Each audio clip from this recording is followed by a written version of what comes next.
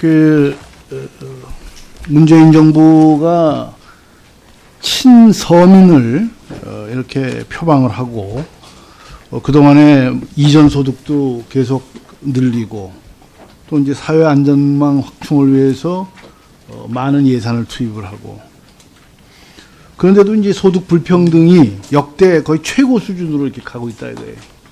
그 장관은 이 부분에 대해서 한번 설명을 좀 해보세요. 왜 이런 현상이 있는가. 물론 당황스럽겠죠. 예? 간단히 한번 설명을 해보세요, 먼저. 예, 뭐 고용 문제도 비슷하겠습니다만, 역시 이제 우리 그 구조적인 문제와 이제 경기 요인이 같이 겹쳤다고 생각을 하고 있습니다. 특히 이제 아니 구조적인 요인이라는 거는 그게 어제 오늘 얘기도 아닌데 뭐 그렇게 한마디로 뭐 구조적인 요인이다 그러면 구체적으로 얘기해 보세요. 구조적인 요인이 예를 들면 문정부 들어와서 그런 해결을 못한 거죠. 지금 이제 해결하려고 노력하고 있다. 계속 뭐 지켜보자. 지금 이제 뭐 고령층을 포함한 그 고령층 비중을 포함한 인구 문제 같은 것이 이제 구조 문제의 큰 원인이라고 할 수 있겠고 중에 하나라고 할 수 있겠고요.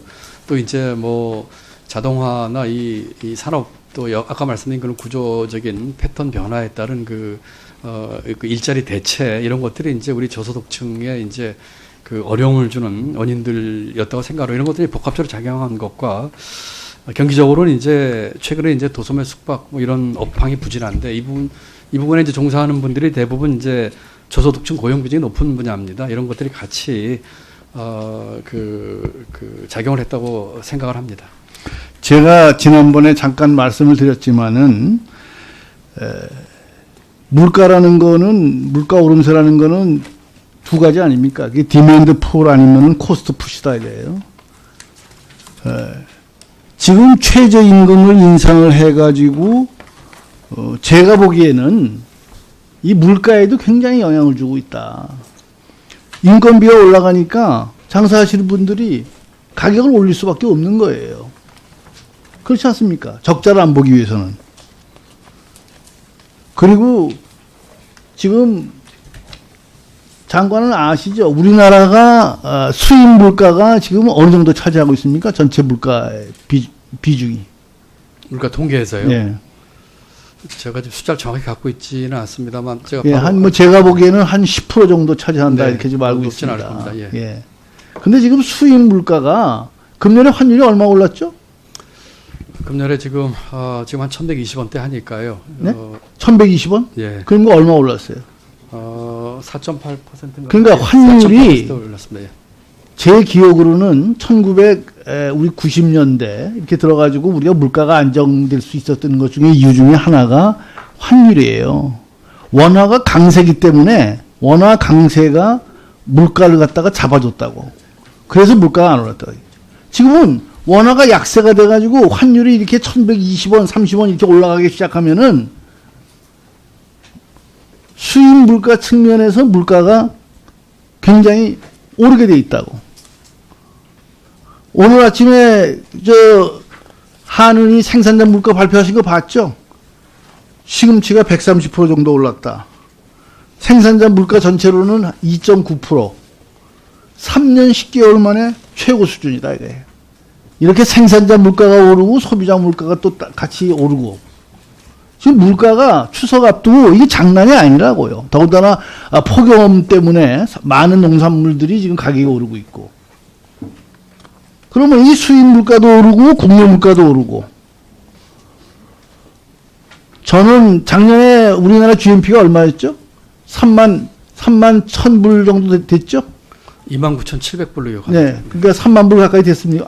예, 통계가 저 틀리네. 3만 불을 넘었다는 통계가 있던데. 아닙니다. 3만 불에서 한 300불 정도. 예. 좋습니다. 예. 하여튼 이렇게 환율이 오르고 우리 원화 가치가 약세가 되면은 어떻게 되는지 아시죠? 달러 텀으로 되는 GNP가 떨어져요. 3만 불 넘기가 어렵다고요. 3만 불이 지금 안 돼 있다 그러면은 경제에 이 물가가 미치는 영향, 특히 환율이 미치는 영향, 이러한 것은 굉장히 심대한 거예요.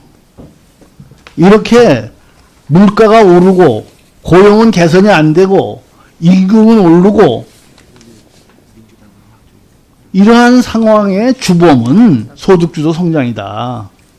그래서 소득주도 성장에 대해서 우리가 더 면밀히 검토하기 위해서 청문회를 하자. 지금 이렇게 얘기하는 거란 말이에요.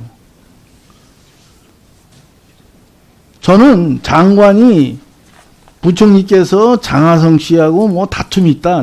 저는 그렇게 안 봐요. 저는 짜고 치는 고스톱이다. 이렇게 보고 있어요. 여러분들이 두 분이 같이 책임을 져야 됩니다. 오늘 문 대통령도 뭐 그런 그 비슷한 말씀을 하셨지만은 이거는 굉장히 큰 문제예요. 우리나라 경제 정책의 기조를 이런 식으로 끌고 가서는 안 된다. 물가를 면밀히 보세요. 연말까지 추석 지나서 만약에 물가가 잡히지 않는다 그러면은 아마 직을 유지하시기 힘들 겁니다. 그리고 제가 늘 얘기하지만은 지금 잘 보세요. 장관이 말이죠. 지금 5년 내에 우리가 60조 이상의 세수가 더 들어온다. 그래서 뭐 여러 가지 지출 정책을 쓰시겠다. 이제 뭐 그런 얘기인데 이게 자랑입니까? 장관이 상당히 자랑하듯이 지금 얘기를 하세요. 국민들은 일자리도 없고 물가는 오르고 세금은 지금 더 내고 있는 게 세금이라는 거는 전가되는 거 아닙니까? 세금을 갖다가 뭐 부자만 내는 거 아니에요. 부자들이 내도 또 그것이 다 전가돼 가지고 물가로 전가되고 그렇지 않으면은 뭐 협력업체 뭐 임금으로도 전가가 되고 이게 전가되는 거 아닙니까? 잘 아시잖아요. 세금 더 많이 걷는 거는 가령 주고 하는 거예요. 결론적으로 얘기하면은 이렇게 가렴 주고 하는 것이 뭘 그렇게 잘했다고 앞으로 뭐 5년 동안 뭐 60조가 더 거치느니 뭐 이런 얘기를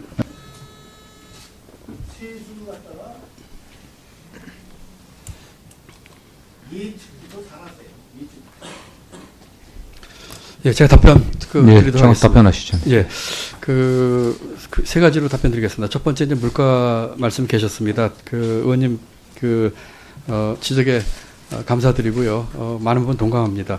물가가 지금 통계상으로는 지금 소비 물가가 한 1.5% 올랐습니다. 금년에. 그리고 저희가 금년에 예?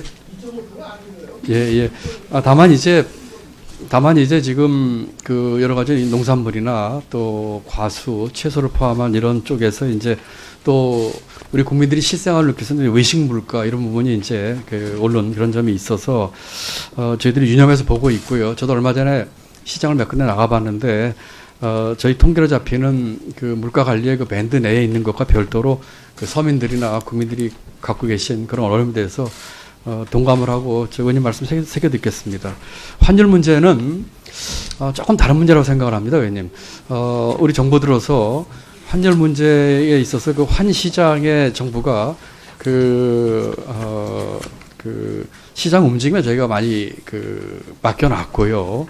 또 시정일관제가 시장에 맞게끔 원칙을 천명을 했습니다. 다만 뭐 급격한 쏠림이 있을 경우에 우리가 안정조치를 취하겠다는 정도 얘기를 했었는데 최근에 환율이 올라가서 원화 약세로 된 것들은 원화에 이렇게 특정된 거라기보다는 여러 가지 이제 국제적인 상황이 미중 무역 마찰이라든지 또 EU의 뭐 정치나 이 경제 상황이라든지 등등 해서 대부분의 통화들이 같은 방향으로 움직이고 있습니다.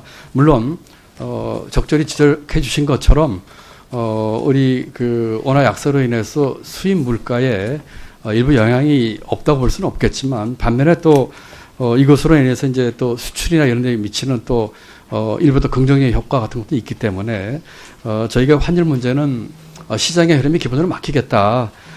이렇게 이해해 주시면 좋겠고 다만 지적해 주신 이 수입 물가에 미치는 영향을 제가 주셔서 보도록 하겠습니다. 마지막으로 원용한 60조 거치는 문제에 대한 말씀이신데 이거는 조금 오해의 소지가 있는 것 같습니다. 조금 뭐 일반 국민들께 이런 표현을 쓰는 것이 좀 어렵게 느끼실지 모르겠지만 저희가 5년간 60조의 초과세 수익에 한 것은 작년에 저희가 발표한 국가 재정 계획상 5년짜리 계획상 나와 있는 계산상 숫자에 비해서 60조가 5년 동안 더 하는 것이다 하는 것이지 아까 지적해 주신 것처럼 내년도에 이제 세임 예산 짜면서 적절하고 현실적으로 반영을 하게 되면은 소위 초과세수라고 하는 것은 없어지는 것입니다. 다만 작년도에 우리가 국가 재정 전략을 짜면서 했던 5년짜리 재정 계획상에 나와 있는 숫자보다는 한 60조 정도, 그리고 작년에 23조 초과세수 나왔던 것들, 또 금년에 좀 일부 나는 것들, 이런 것들이 전부 다 베이스업 효과를 나타나게 되는 것이거든요. 그래서 계산상 그렇다는 말씀이고, 이런 식으로 물론 저희가 세수 추기를 좀 잘못해서 초과세수가 나는 것이 거시 경제적으로 얘기하면 결국은 민간에 있는 돈이 정부 쪽으로 많이 오고 있다는 뜻이기 때문에 조금 더 확대 재정 정책을 통해서 정부가 꼭 필요한 부분에 또 우리 여러 가지 해야 될 것들에 쓰는 그런 재정 정책을 같이 갖고 있다, 이렇게 이해해 주시면 감사하겠습니다. 예, 장관 수고하셨습니다. 다음 질의는 존경하는 강병원 의원님 질의하시겠습니다.